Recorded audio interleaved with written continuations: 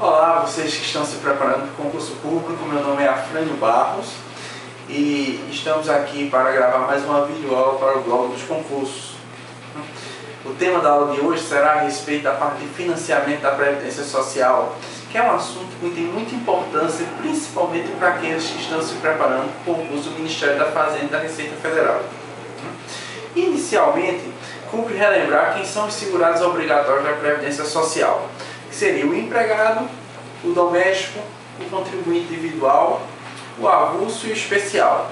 Fora eles, teríamos também a parte do segurado facultativo. Cada um deles vai contribuir de forma diferenciada. Vamos começar inicialmente pela contribuição do empregado. Vejam só, a contribuição do empregado, ele leva em conta uma base de cálculo que nós chamamos de salário de contribuição. O que é o salário de contribuição? Ele corresponde à remuneração do segurado e vai variar entre um salário mínimo, ou o piso da categoria, e o teto máximo. Esse teto ele vai mudar de tempos em tempos, a todo ano ele tem um reajuste. Hoje está em R$ 3.916,20. Se o teu segurado empregado, avulso ou qualquer outro segurado ganhar mais do que esse teto, a base de cálculo da contribuição dele será sempre o teto de R$ 3.916,20. O que ele ganhar acima disso está isento de contribuição. Se ele ganhar até esse valor, vai ser 100% de sua remuneração. Então, para o empregado e para o avulso, você vai pegar esse salário de contribuição do trabalhador e dividir em 3 faixas. Aqueles que ganham próximo ao mínimo, a faixa mais baixa, ele vai contribuir com uma alíquota de 8% em cima do seu salário de contribuição. Quem ganhar numa faixa intermediária, que essas faixas vão mudando, vai pagar uma alíquota de 9%. E aquele que ganha o salário, tem um salário de contribuição mais próximo ao teto, ele tem uma alíquota de 11% mensal. Se tem mais de um emprego, você vai somar as remunerações desse trabalhador para descobrir exatamente a faixa dele, se é 8, 9 ou 11. Então, se ele ganhasse, por exemplo, R$ 1.000 em 2 empregos diferentes, 3 empregos, cada um ganhando R$ 1.000, se você analisasse individualmente, a faixa de cada um seria de 8%. Mas isso é errado, você tem que identificar a faixa somando todos os salários de todos os empregos. Então, se ele tem 3 empregos ganhando R$ 1.000, o salário de contribuição dele não é 1.000, é 3.000. Então, ele vai descontar 11% de cada um. Para o empregado doméstico, a contribuição também vai se dar de maneira semelhante. Ele tem o salário de contribuição dele, que varia entre o salário mínimo e o teto, vai ser dividido em 3 faixas e as alíquotas serão de 8, 9 ou 11. No caso do contribuinte individual e o facultativo, nós temos uma pequena diferença. Inicialmente, você tem que analisar que o contribuinte individual e o facultativo, ele vai ter uma alíquota maior. E essa alíquota vai ser de 20%. Sobre o quê? Sobre o salário de contribuição desse trabalhador. No caso, o contribuinte individual, a remuneração dele, que vai ser 20% entre um salário mínimo e R$ 3.916. O facultativo, que não trabalha, que não tem remuneração, vai declarar todo mês o valor do seu salário de contribuição. Então, o facultativo pode esse mês dizer, olha, meu salário de contribuição vai ser um salário mínimo. Então, ele vai calcular 20% ser um salário mínimo. Vai ser R$ 1.000 no outro mês, então vai se calcular 20% em cima de R$ 1.000. Vai ser R$ 3.916,20. Então, o facultativo, todo mês, ele vai fazer a declaração de quanto ele quer de salário de contribuição. O contribuinte individual vai ser a remuneração real dele entre o salário mínimo e o teto. Entretanto, para algumas pessoas, mesmo contribuindo em cima de um salário mínimo, ficaria inviável o pagamento de 20% por mês.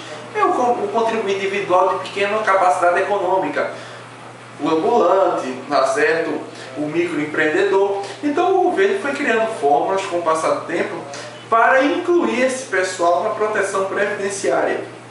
Que fórmula foi essa? Inicialmente foi criada a regra de que aquele contribuinte individual ou facultativo que contribuir em cima de um salário mínimo e abrir mão da aposentadoria por tempo de contribuição, ele passa a ter direito a todos os outros benefícios, menos a aposentadoria por tempo de contribuição, e pagando em cima de um salário mínimo, em vez de pagar 20%, pagaria tão somente 11%. E recentemente, facilitando ainda mais nessas condições para o microempreendedor individual, que é aquele contribuinte individual que oferece receita bruta de até R$ 36.000 no ano. ou para o segurado facultativo, a chamada segurado dono de casa, não só dono de casa, mas aquele que se dedica à atividade doméstica, que não tem fonte de renda e que a família ganha até 2 salários mínimos por mês, para o microempreendedor e para essa dona de casa, eles podem contribuir com 5% de um salário mínimo.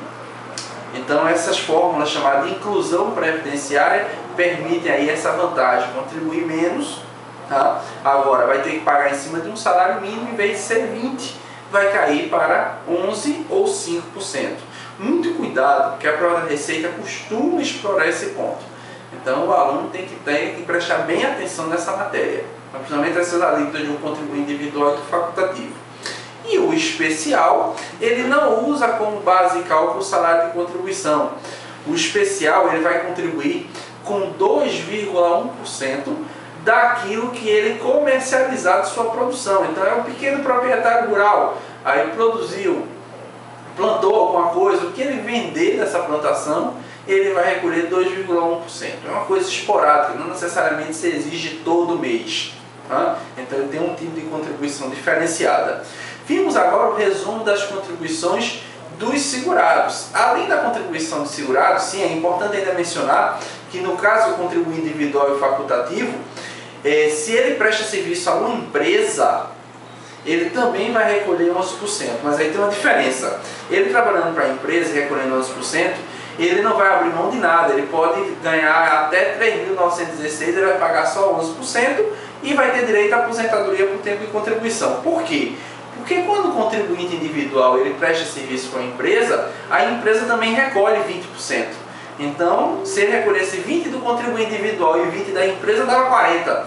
Por isso que quando ele presta serviço a empresa recolhe 20, ele só recolhe 11. Então, visto isso, essas contribuições dos segurados, ainda tem a contribuição das empresas, que basicamente a contribuição da empresa vai se dar sobre a folha de remuneração, independente de qualquer limite. Então, se a empresa tem um funcionário que ganha 20 mil reais por mês, a empresa vai recolher em cima de 20 mil, no percentual de 20%. Então, é sempre 20% em cima da folha de remuneração. Não é só salário. Qualquer pessoa física que preste serviço a uma empresa, a empresa tem a obrigação de recolher 20%, empregado ou não. Se a empresa contratar uma cooperativa em vez de ser de uma pessoa física, aí a contribuição vai ser de 15% sobre o valor bruto da nota fiscal. Então, contratando uma pessoa, empregada ou não, 20%, a empresa tem que pagar no bolso dela, e se contratar uma cooperativa, 15%.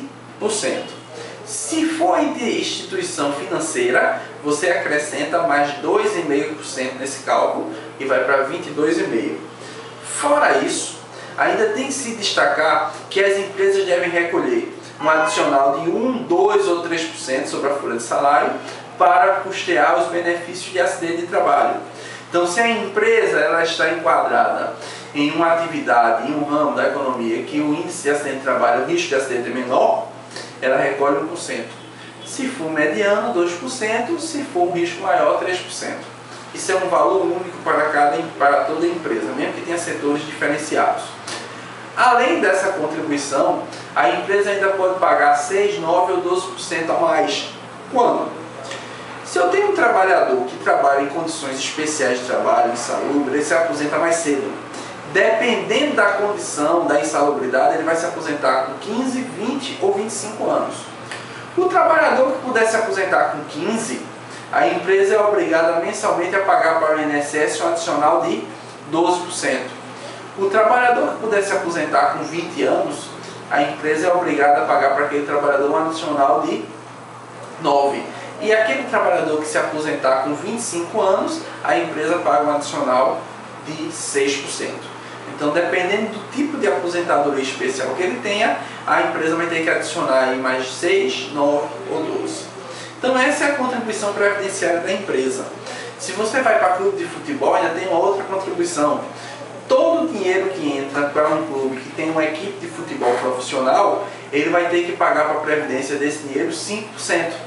Esse 5% de todo o dinheiro que entrar com arrecadação, com venda de direito de imagem, televisivo, patrocínio, esse 5% substitui toda a contribuição patronal, ou seja, aquela contribuição sobre a folha de salário e também a contribuição para o acidente de trabalho, que é o SAT. Né? Muito embora o clube ainda tenha a obrigação de reter os seus jogadores e repassar para o INSS a parte deles, mas a parte do clube engloba esses 5%. Temos ainda a questão do concurso de prognóstico, ou seja, loteria, as loterias federais, 5% do que for arrecadado, o valor bruto arrecadado da Loteria Federal vai para a Previdência. Corrida de cavalo, 5% das apostas de corrida de cavalo vão para a Previdência, 5% das vendas de cartela em bingo vão para a Previdência Social, né? Vão para a Seguridade de uma maneira geral. Então, isso é mais uma fonte de arrecadação. Então, vamos ficando por aqui, né, com mais essa videoaula, esse breve resumo do financiamento, voltado aí para o financiamento previdenciário, tá? Porque tem outras formas de financiamento da Seguridade, mas estamos aqui voltando a atenção para o financiamento da Previdência Social. Então, desejo para todos aí bons estudos, né, e até a próxima.